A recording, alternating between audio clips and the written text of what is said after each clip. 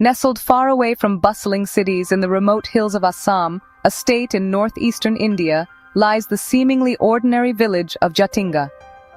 A small, unassuming place, it appears much like any other rural community in this part of the world. Cradled by lush green mountains that stretch as far as the eye can see, and often shrouded in a thick ethereal mist, Jatinga exudes an aura of peace and tranquility. For most of the year, Jatinga is a picture of tranquility, a serene escape from the chaos of modern life, until the monsoon rains begin to recede, signaling a change in the air. Then, as the monsoon season draws to a close, a strange and deeply unsettling phenomenon begins to unfold, casting a shadow over the village. On foggy nights, specifically those that fall between the months of September and November, dozens of bird species, representing a wide array of avian life, suddenly appear in the skies above the village, flying erratically. Their movements are unnatural and disoriented, spiraling down from the heavens towards the village lights that pierce through the dense fog. The birds, seemingly lost and confused, crash with alarming force into trees, the walls of buildings, and the hard ground below, behaving as if in a trance, completely oblivious to the dangers around them. For decades, this bizarre and tragic event was simplistically and perhaps inaccurately called a mass avian suicide.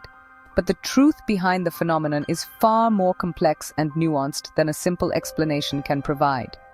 The unique geography of the region, the peculiar weather patterns that grip the valley, and the inherent instincts of the birds themselves all collide here in Jatinga, creating a perplexing mystery that has baffled scientists from around the globe and simultaneously inspired a rich tapestry of local legends and folklore. The extraordinary story of Jatinga and its falling birds is deeply woven into the cultural fabric of the region, a tale passed down through generations, filled with elements of fear, superstition, and increasingly a growing desire to understand and protect the vulnerable creatures caught in this strange event.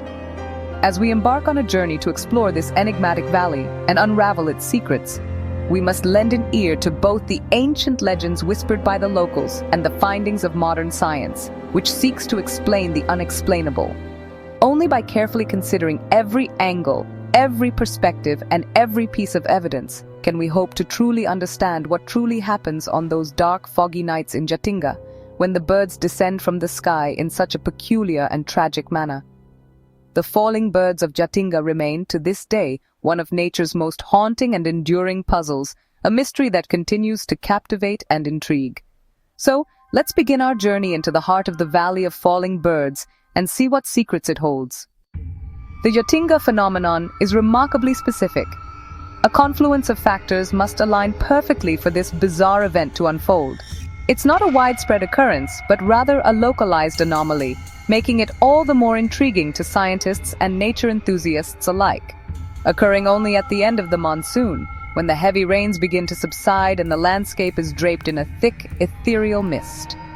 This transitional period seems to be a crucial element in triggering the unusual behavior of the birds on dark, foggy, moonless nights. The absence of moonlight amplifies the disorienting effect of the fog, creating a disorienting environment for the avian visitors. It's confined to a narrow strip of land, nestled within the Jatinga Valley, a geographical feature that seems to play a significant role in concentrating the phenomenon. Just 1.5 kilometers long. This limited area suggests that specific environmental conditions or geological factors within this zone contribute to the birds' unusual behavior. Outside this corridor, birds behave normally, exhibiting their natural instincts and routines, seemingly unaffected by whatever forces are at play within the designated zone, deepening the mystery. The stark contrast in behavior inside and outside the corridor only adds to the enigma surrounding the Jatinga phenomenon. Over 40 species are affected, representing a wide range of avian diversity, from common songbirds to migratory species passing through the region. Mostly diurnal birds that should be roosting at night. These are birds that are typically active during the day and seek shelter to rest once darkness falls, making their nocturnal appearance even more perplexing. Their sudden, distressed presence in the night sky, characterized by erratic flight patterns and vocalizations, is the first anomaly scientists sought to explain. What could possibly drive these creatures to abandon their natural instincts and venture out into the darkness in such a state? Historically, villagers lit fires and lamps, creating artificial light sources that pierced through the dense fog.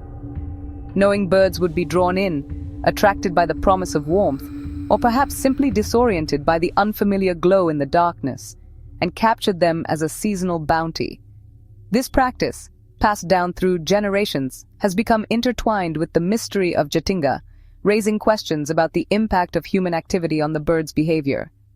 The event became a surreal tradition, a blend of natural phenomenon and human intervention, creating a spectacle that is both captivating and unsettling. Flapping wings, muffled calls, a symphony of distress echoing through the night, and birds tumbling through beams of light. They are drawn into the illuminated areas, only to become further disoriented and lose their ability to navigate. The birds don't simply fall, there's a distinct lack of control in their descent, suggesting a deeper neurological or physiological impairment. They lose all sense of direction, becoming completely disoriented and unable to determine which way is up or down, unable to sustain flight. Their wings may flap, but they lack the coordination and strength to remain airborne. This precise, repeated behavior, occurring under specific conditions and within a defined geographical area, raises profound ecological and behavioral questions. It challenges our understanding of avian navigation, sensory perception, and the complex interplay between environment and behavior. What drives these birds to their doom? What compels them to enter this state of disorientation and vulnerability? Year after year, generation after generation, the mystery persists, drawing researchers and curious minds to this remote corner of India. In this one place, the Jatinga bird mystery remains one of the most perplexing ornithological puzzles of our time.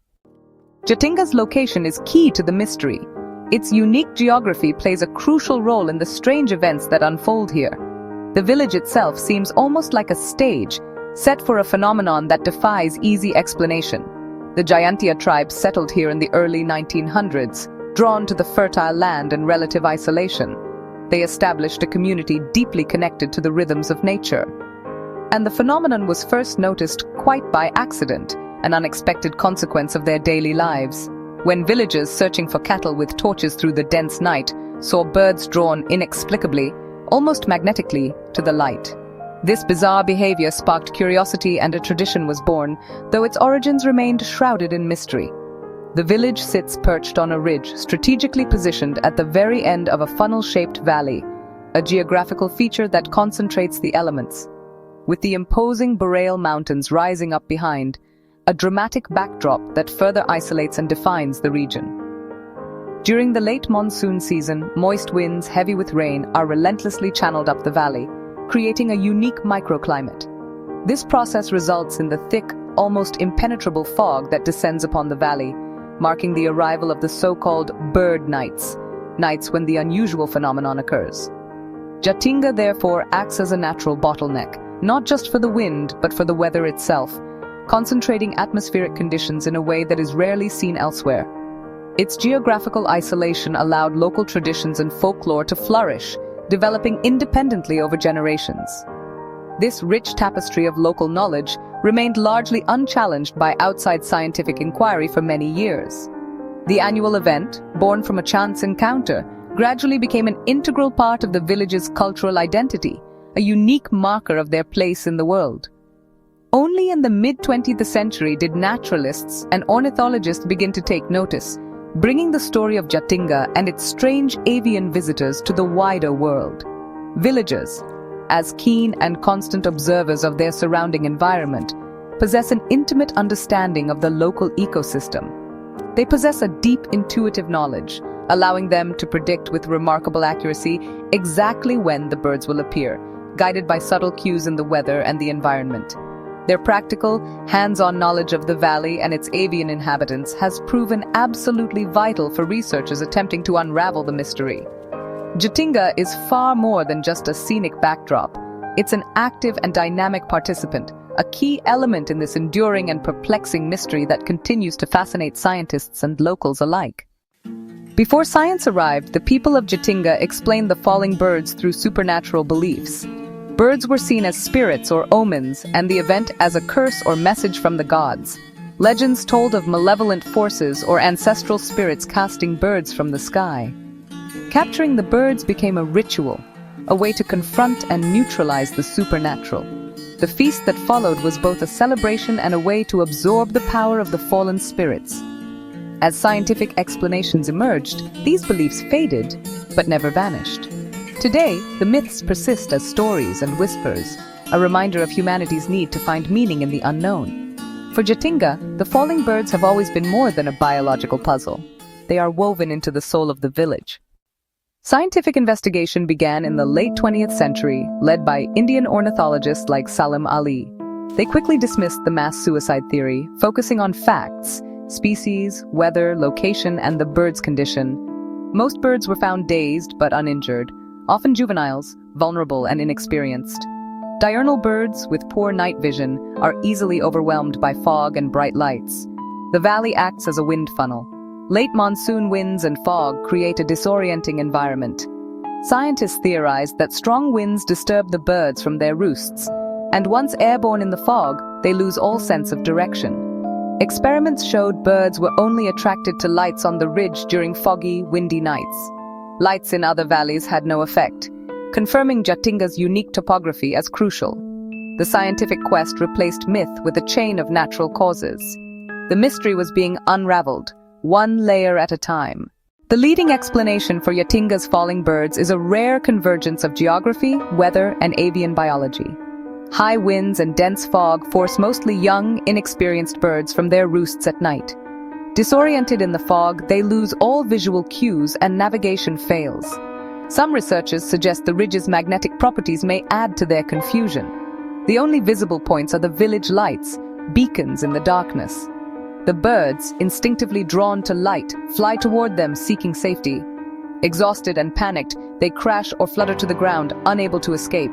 They are not committing suicide, but are victims of a rare, tragic convergence of natural forces. Jatinga's Valley of Lights is a perfect storm, deadly but not deliberate. Artificial light is the final critical trigger in Jatinga's tragedy. For disoriented birds, the village lights are an irresistible lure, a phenomenon known as fatal light attraction. This isn't unique to Jatinga. City lights worldwide cause similar bird deaths.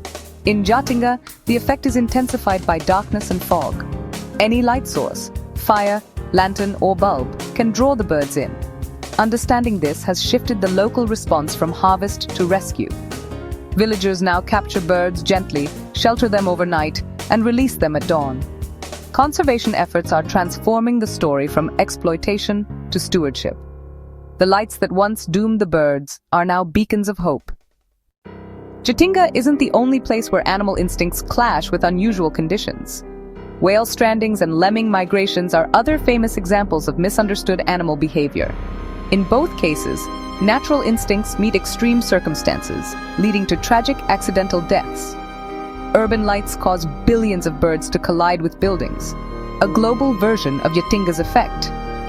What makes Jatinga unique is its predictability. The same place, the same time, the same conditions. It's a natural laboratory for studying disorientation. By comparing Jatinga to other mysteries, we see a wider pattern: animal instincts overwhelmed by rare environmental triggers.